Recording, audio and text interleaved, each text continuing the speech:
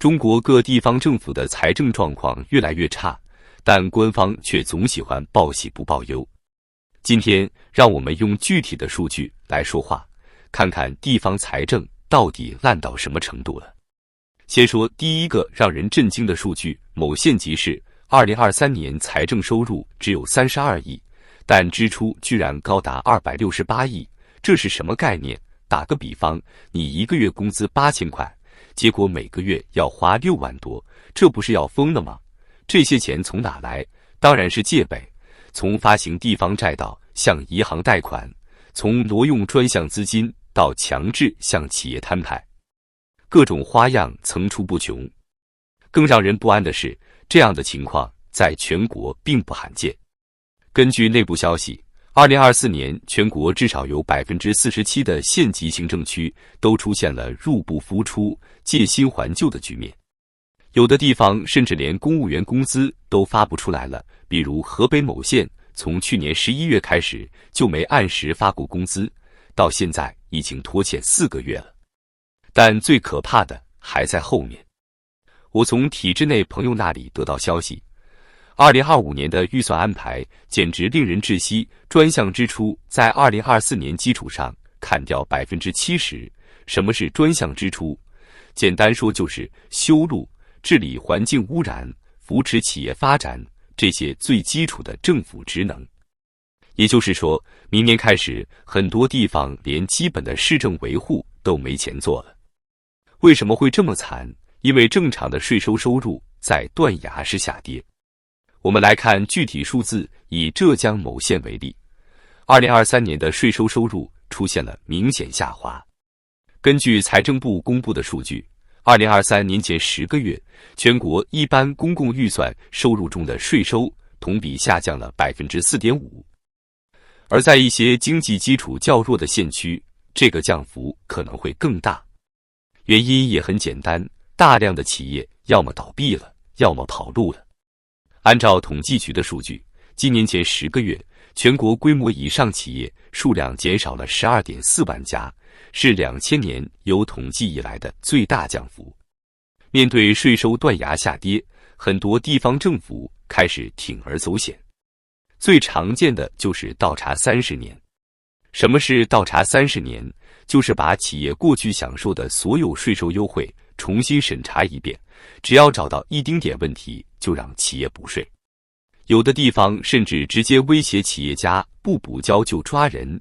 一位企业家跟我说，他们公司2003年享受的高新技术企业优惠，现在居然被说成是违规逃税，要他补交2000多万。说到这里，不知道大家有没有发现一个奇怪的现象？虽然各地财政这么紧张，但有些支出反而在疯狂增加。比如说维稳经费，据知情人士透露，某县今年在财政紧张的情况下，维稳相关支出不降反升，仅仅用车辆就新增了近20辆，且大部分是比亚迪电动警车。更令人费解的是，该县还在投入大量资金建设执法综合体。这个隶属于公安局的建筑及审讯、临时关押等功能于一体，规模之大令人啧舌。这些钱是从哪来的？答案很简单，借呗。有意思的是，这些借来的钱都投向了维稳相关领域。比如说，全国各地都在加紧建设看守所、拘留所，甚至连医院都在大规模扩建。有人说这是为了提高医疗服务水平，但我看未必，因为扩建的主要是急诊部和创伤科。这是在为什么做准备，大家心里都清楚。说完财政收入，我们再来看看支出这一块。最让人震惊的是，现在连最基本的3保都保不住了。什么是3保？就是保基本民生、保工资、保运转。用人话说就是确保老百姓基本生活，确保公务员能领到工资，确保政府能正常运转。我给大家举个例子，某省一个 GDP 排名前10的地级市，2024年的预算是这样的，全年支出预算380亿，但目前只能安排290亿，还有90亿的窟窿，完全不知道怎么补。更糟糕的是，这290亿里面有210亿是刚性支出，就是必须要花的钱，公务员工资啊、债务利息啊这些。剩下80亿要负担起整个城市1年的运转，这可能吗？来算个账，这个城市光是义务教育就需要45亿，基础医疗保障要28亿，低保和特困人员救助要12亿，加起来就85亿了，钱从哪来？而且我还没算环境保护、市政维护、产业扶持这些支出呢。更要命的是债务问题。据知情人透露，现在很多地方的债务利息支出已经占到了财政收入的35%以上。什么概念？就是你赚100块钱，有35块直接用来还利息了。而且这还只是表面的，很多债务都被包装成了 PPP 项目或者政府购买服务，根本不计入官方的债务统计。我知道一个地级市，表面上地方债余额是2400亿，但实际上各类隐性债务加起来超过6000亿。而这个城市1年的财政收入也就300多亿。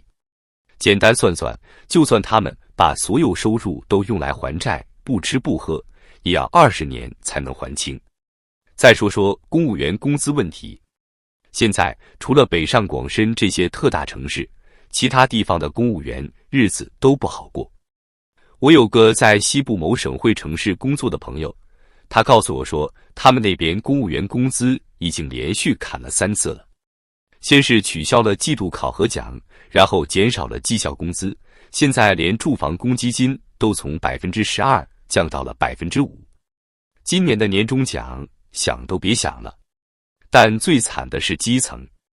据统计，目前全国至少有138个县出现了公务员工资发放延迟的情况。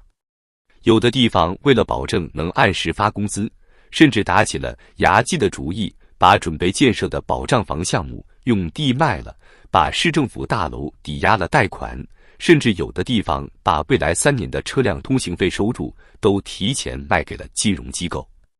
顺便说一句，这些地方政府为了借钱真是无所不用其极。比如某市去年发行了一支叫教育发展债的地方债，说是要用来建设重点学校，结果钱到手后，先给了一小部分给教育局，大头全被划走，用来还其他债务了。这种挪用已经成了公开的秘密。更让人担心的是2025年，根据最新的财政预算，明年几乎所有地方都要大幅削减开支。具体到基层，很多地方连基本的城市维护都没钱做了。比如说，某县今年的环卫预算比去年减少了68%，路灯电费都快交不起了。又比如，某市今年取消了80%的路面维修计划，号称要带兵运行。这种结缘还算是温和的，更狠的是开源。现在各地都在绞尽脑汁想办法创收，什么车辆乱停乱放、店铺招牌不规范、占道经营，统统都成了创收的由头。前段时间网上传的最狠的是某地，居然规定私家车必须停在专用车位，否则就罚款。问题是，他们全市的专用车位还不到私家车保有量的1/5。最后我们来说说这场财政危机带来的连锁反应。要知道，财政崩溃可不是简单的政府没钱这么简单，它就像多米诺骨牌一样，一张倒下，带动一大片。先说最直观的影响，地方政府投资断崖式下跌。数据显示，2023年全国地方政府投资比2022年下降了42%。今年更惨，一季度同比又跌了23%。政府不投资意味着什么？意味着没有新项目，没有新工程，没有新订单。产业链上下游的企业，从建筑公司到水泥厂，从装修公司到家具厂，全都跟着遭殃。更要命的是，现在很多地方政府连老账都还不起。我认识一个建筑公司的老板，他们去年在某市政府的基建项目上垫资了2.8亿，到现在政府就给结了6000万，剩下的2.2亿说是会努力解决。结果呢？这家建筑公司因为资金链断裂，不得不宣布破产。他们的供应商、分包商也跟着倒了一大片。再来看就业问题，今年上半年，仅仅是我们省就有超过3000家企业倒闭，每家企业平均雇员20人，就是6万人失业。而且这还只是正式登记注销的企业，实际情况只会更糟。像我前面说的那个建筑公司，倒闭的时候连工人工资都发不出来，拖欠了将近800人的薪资。但最可怕的是债务危机。我们来算个数，截止今年6月，35个重点城市的政府性债务余额超过45万亿，这还只是明面上的债务。据专家估算，如果加上各种隐性债务，实际数字可能超过100万亿。而这些城市一年的财政收入加起来也就7万亿左右，这些债迟早要还的。可是拿什么还？卖地。现在土地市场已经彻底凉了。据统计，今年前11个月，全国土地出让金同比下降47%，而且这个下跌趋势还在继续。就在上周，某省会城市的一块黄金地段，总共挂牌7次都没人要，最后不得不降价60%才勉强卖出去，那就只能借新还旧了。但问题是，这种借新还旧也快到头了。以前地方政府还能靠城投公司、融资平台变着花样借钱，现在银行也不傻了，知道这些钱可能收不回来，干脆就不借了。